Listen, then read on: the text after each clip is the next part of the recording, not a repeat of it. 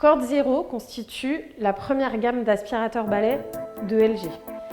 On est ici en présence du modèle haut de gamme qui va être lancé au mois de juillet à 399 €.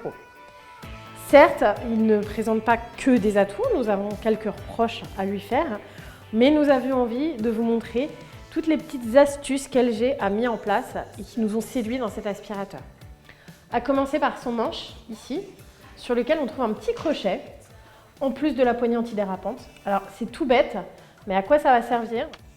Tout simplement à le mettre entre deux doigts ici, ça va faciliter le fait de tirer l'aspirateur vers soi, ce qui peut être pratique sur certains sols, comme certains tapis ou moquettes sur lesquels les aspirateurs ont tendance à accrocher. Seconde chose qui nous a séduite, la batterie.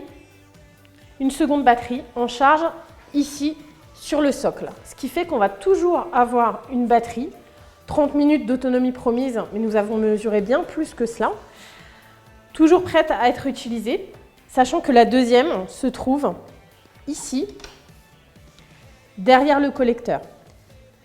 Et c'est encore une chose qui nous a plu parce que ce collecteur se détache. Certes, ça n'est pas inédit, mais ça n'est pas le cas de tous les aspirateurs balais. Donc, le collecteur se détache pour devenir un aspirateur à main qui est lui aussi complet et bien pensé puisqu'en dessous, on a des petits accessoires, suceur plat et brossette. Ça, c'est un vrai petit plus parce que ça crée une polyvalence pour l'appareil qui est intéressante. Dernière chose qui nous a étonné, la brosse de cet aspirateur.